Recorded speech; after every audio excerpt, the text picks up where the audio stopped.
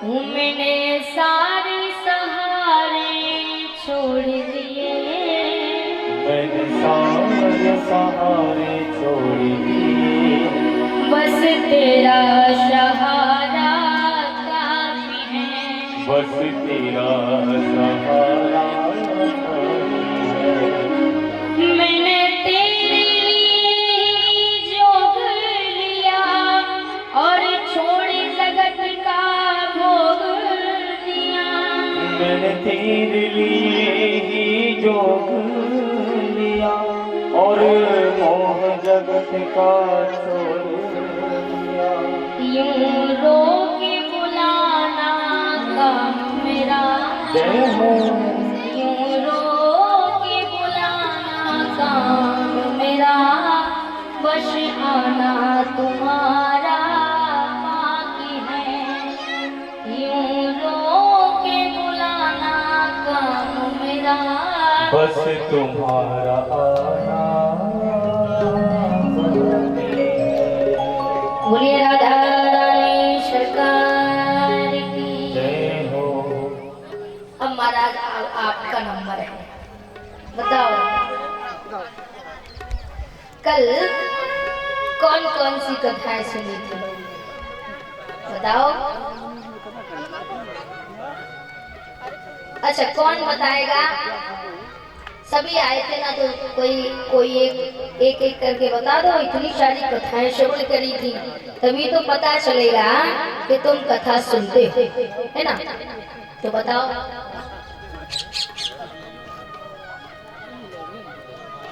अच्छा कल कंस मर गया, मरा कि नहीं मरा? महाराज की चली तेल से महाराज की चली। अच्छा अच्छा, वाह वाह, क्या बात है। वो दादाजी के लिए जोरदार तालियां बजाओ पहले। वास्तव में ये दादाजी बहुत अच्छे से कथा सुनते हैं, आप लोग नहीं सुनती हो, सुनती हैं तो फिर बताओ आप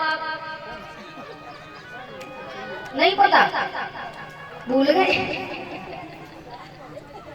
कह रही है सब तो भूल गई, कोई बात नहीं है, हम बता देते हैं।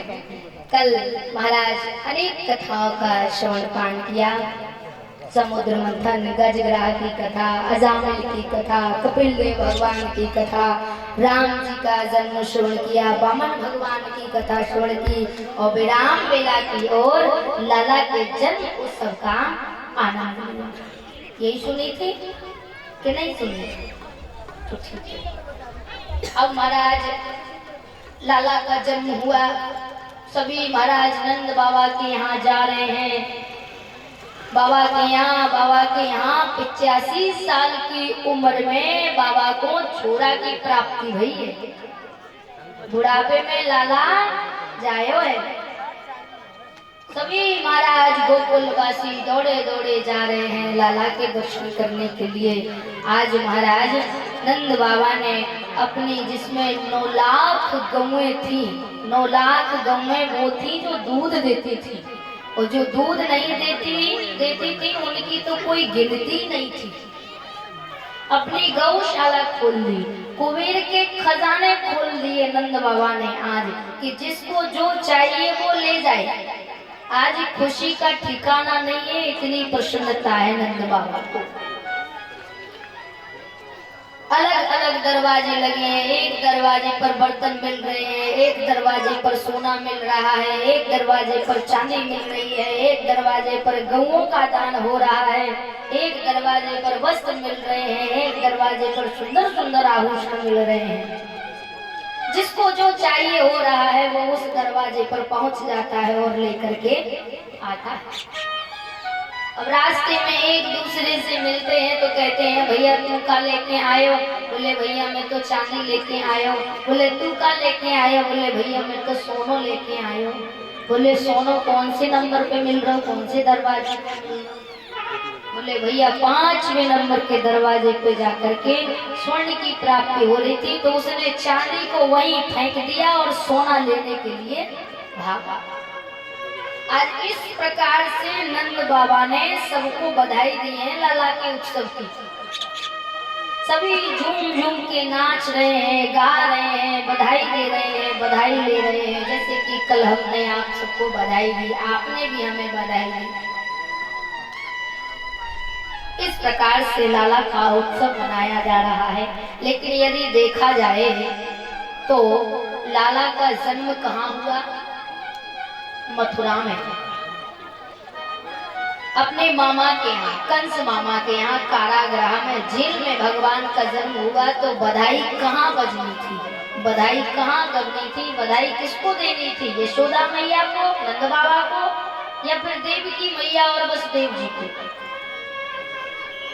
देवकी मैया और वसुदेव जी को तो कोई बधाई नहीं दे रहा है, लेकिन नंद बाबा के यहाँ बधाइयां लेने वाले और बधाइयां देने वालों का ठिकाना नहीं है। तो कारागृह में जो बधाई का अधिकारी है उसके यहाँ अंधेरा पड़ा है, एक दीपक का भी उजाला नहीं है, और हथगड़ियों से, बेड़ियों से जकड़े हुए, बंधे हुए पड़े हैं उसमें। तब संतों ने कहा कि बधाई तो देवकी और वसुदेव जी को मिलनी थी। अरे ये ढोल बाजे नगाड़े तो देवकी और वसुदेव जी के यहाँ बजने थे, लेकिन आज धन्य है यशोदा, धन्य है नंद बाबा, तो उनके यहाँ बधाई दी जा रही है, बधाई दी जा रही है। संतों ने लिख दिया, दीन चाहे करे तारे जिने सुखी, कौन रहीम सके तो ही तारो। दीन चाहे करे तारे जिने सुखी, कौन रहीम सके ते ही तारो। उधम पौरुष कीने बिना धन, आवत आपुरी हाथ पसारो। उधम पौरुष कीने बिना धन, आवत आपुरी हाथ पसारो। देव हंसे सब आपस में,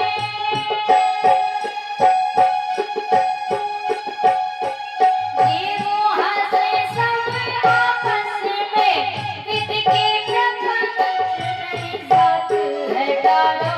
बेटा भयो वसुदेव के द्वारे, और घुंघरू बाजत नंद के द्वारे। बेटा भयो वसुदेव के द्वारे, और घुंघरू बाजत नंद के द्वारे। अरे बेटा भयो वसुदेव के द्वारे, और घुंघरू बाजत नंद के द्वारे।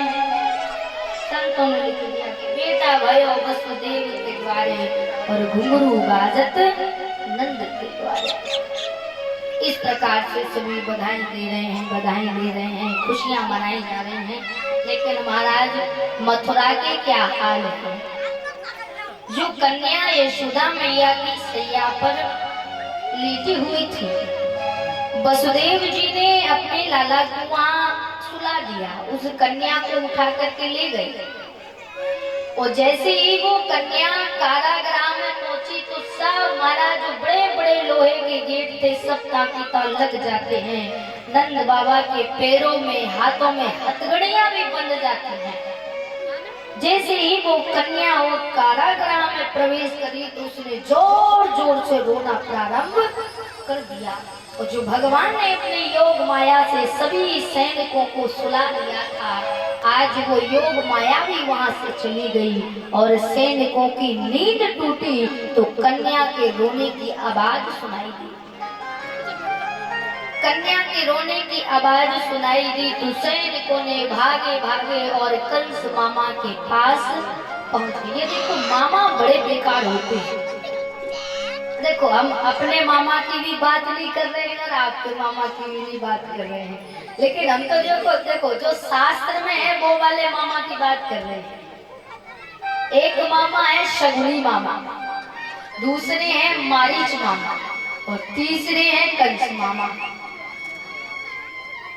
अगर मारीच मामा नहीं होते तो सीता जी का हरण नहीं होता। शगुनी मामा अगर नहीं होता तो द्रौपदी का भी चीर हरण नहीं होता, क्योंकि जुआ नहीं खेला जाता। जुआ खेला तभी तो द्रौपदी हारी।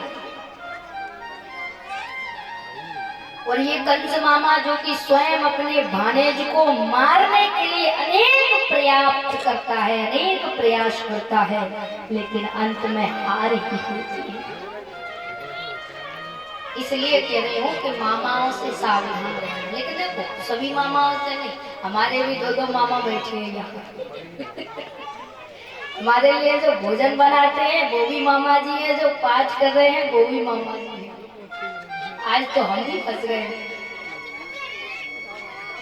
तो जो मामा में हमारे और आपके मामाओं में यदि सगुनी मामा के, कंस मामा के, मारीच मामा के यदि जरा से भी लक्षण दिखाई दे जाए तो सोच लेना कि खतरा है और अपना रास्ता अलग बना लेना।